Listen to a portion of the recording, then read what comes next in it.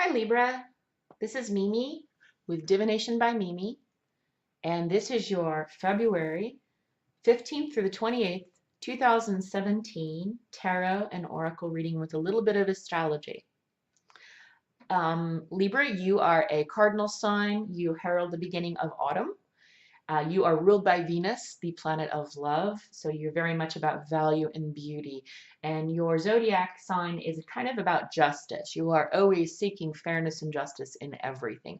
It can make it hard to make decisions from time to time. And it can be frustrating in terms of actually taking action or moving toward new things. So you might find that that's part of your personality, but that's okay.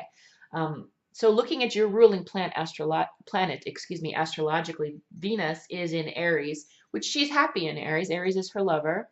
Also in Aries, we have Mars and we have Uranus. At the moment, Jupiter is in retrograde and will be until June. Your ruling planet will go retrograde at the beginning of March. Not quite yet, but at the beginning of March. It will go back to Pisces for a bit, and then it will scooch right back up to Aries. You might be feeling some of this fast-moving energy that's occurring. So Venus is your home planet, your ruling planet is in Aries. Aries is ruled by Mars. Mars is in Aries.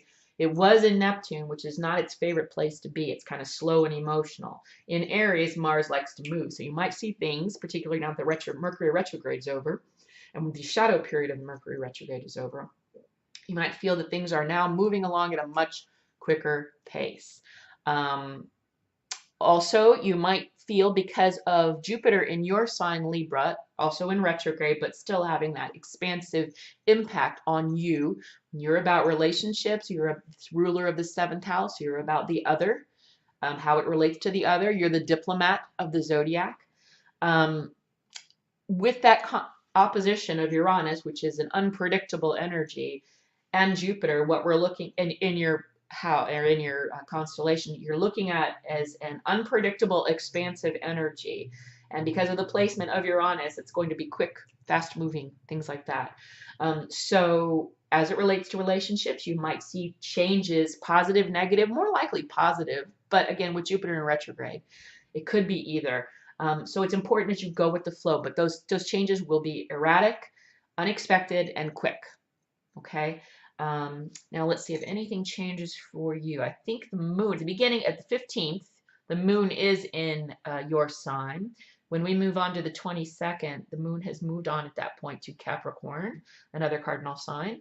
And I don't think there's anything else that's going to influence you much, continuing to influence you, with the exception, of course, of this opposition that's occurring.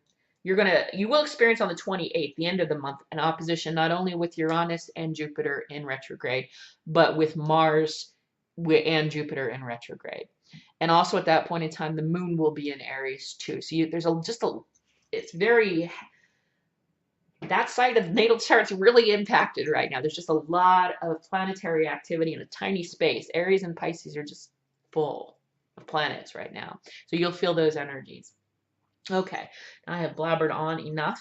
What we're going to do here is a 3-card spread. I'm using the Tarot Illuminati. This is by Eric Dunn and Kim Huggins, and it's Rider-Waite-Smith based. And then for clarifiers, we will use the, what is this called? Keepers of the Light Oracle card. And this is by Kyle Gray, and it has beautiful illustrations by Lily Moses. Yeah. Keepers of the Light. And it's basically about ascended masters, and it's got very good messages, very on-point messages. This is a 3-card spread based on the top of the Tree of Life. So that top would be the supernal triangle, the top triangle, which is the most elevated portion of pre-manifested, did you like that? Pre-manifested energy. That said, that means that we will be pulling for Keter, for Hokmah, and Binah. These will represent in our world the superconscious, the conscious mind, and then the subconscious mind. Binah will be the subconscious mind, which makes sense. It's very feminine placement. She's the mother, and the subconscious is definitely female, the unknown, the hidden. that wisdom that comes with the dark side of the moon. And then if we need further clarification, well, regardless of whether we need further clarification, we will be using Kyle Gray's Oracle, Keepers of the Light. And then if we need it, we can go to the runes.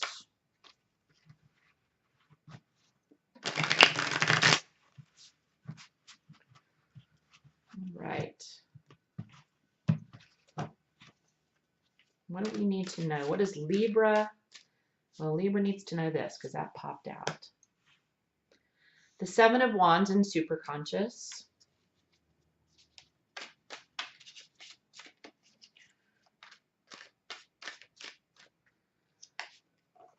Conscious mind is Seven of Wands in reverse is in superconscious.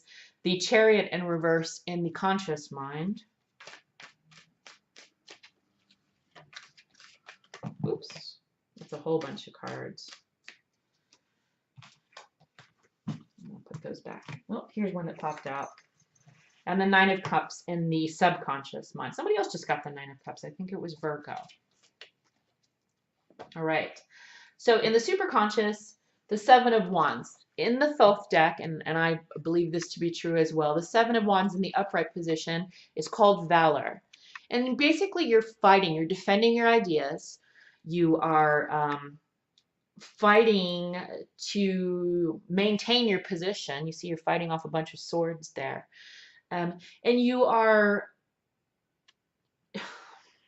doing this and you're getting somewhat tired. So wands are fire energy, and they're all about fast moving activity, you know, creativity, passion, spirituality. And being that this is coming from the superconscious, from Keter, from Great Spirit, in reverse, I think that it's telling you to give up holding quite so tightly to an idea. It's the Seven of Wands is in reverse in the superconscious.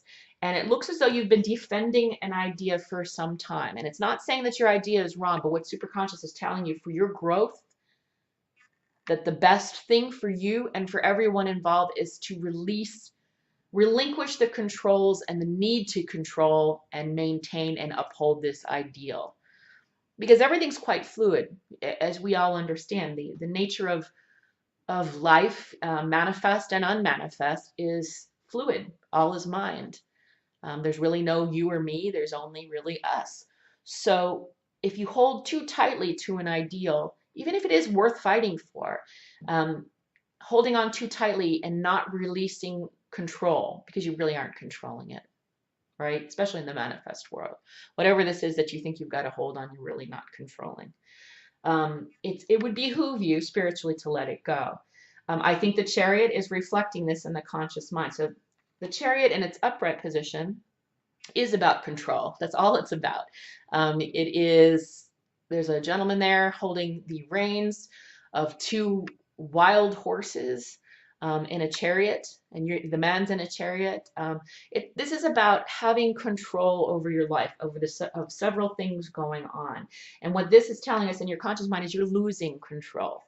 You are, things have gotten out of control, basically. And I think that Spirit is telling you that this feeling that you're having is directly related to this fight that you're holding on to. Albeit it may have been worthwhile at one point in time or another. And again, you are all about justice. Things need to be fair. Things need to be just. There's no more unethical or immoral thing than lack of justice. But even nature is not always just to the eye that's viewing it. So remember, everything is from your perspective. Whatever this fight is, it's not serving you or your cause any longer. So let it go. When you do, this feeling of being out of control, that your life is just absolutely out of control, it will return to a place of control. You'll get those reins back in your hands, and you'll be able to have the energy still within yourself to carry on with fights that are worthwhile at this time. Some idea that you're holding on to needs to be either released completely, or you need to relinquish the tight control or the tight grip that you have on it. It's reminding you to be fluid. Okay, and then if you are fluid, if you relax, If you relax your grip on the reins, the animals that you're controlling, the horses that you're controlling will feel that your energy is relaxed. You'll feel in control and they won't pull your cart in every direction. It won't pull your chariot in every direction.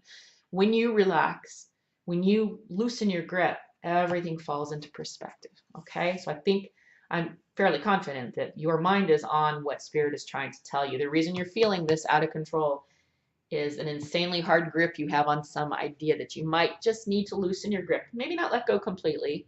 It's probably a good idea. Libra's a very good person, very good people, always fighting for justice. But you might just need to loosen your grip a little bit, not only for your sake, but for the sake of the cause that you're supporting. Because ultimately, that's what we want is growth, right? In your subconscious mind, this would be Binah, you got the Nine of Cups, which is quite nice. So you're surrounded by emotional support. Maybe you don't always see it, you know, when you're busy fighting the good fight, when you're holding on so tightly to ideals of fairness and of justice, sometimes you don't always see the support and encouragement that you have around you. So I would encourage you to, I mean, I do say this all the time, but I would encourage you to do a lot more meditating. This is the subconscious, and this is showing you what you have available to you. Cups are about emotions, about love, about relationships, and about spirituality. All of this is available to you, and I think what it's saying here is the subconscious has a lot to teach you if you will but journal what happens in your dreams. And everyone should be dreaming a lot right now. There's too much going on astrologically, politically, culturally. Everything is in crazy turmoil and upheaval with Uranus the way it's positioned. So there's no way you're not dreaming. You may just not be listening or paying attention. So try to go to sleep at night with the intention to remember your dreams, and then keep a little notebook by your bedside. And even if you can't think of all of it when you wake up and you're sleepy, make notes of, I don't know, stripper with clown shoes, you know, whatever odd thing you saw in your dreams, and then make it a point to decipher that. What is that code? What does that mean? What does a snake mean? What is it me dreaming of finding a human baby in an eggshell? All those odd things our dreams, our subconscious feeds us, they're all in code because they're symbols. And that's what the universe understands. Oh my gosh, your video is going on too. So let's get a little bit of, I think this is quite clear. You need to ease your grip and your life will come back into balance, and you will have more control over what's going on in your life if you ease your grip just a bit. So I think we want clarification on this.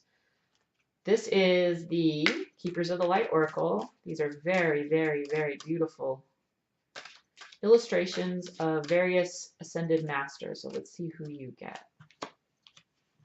You've got Odin. There's really no upright or reverses with this oracle.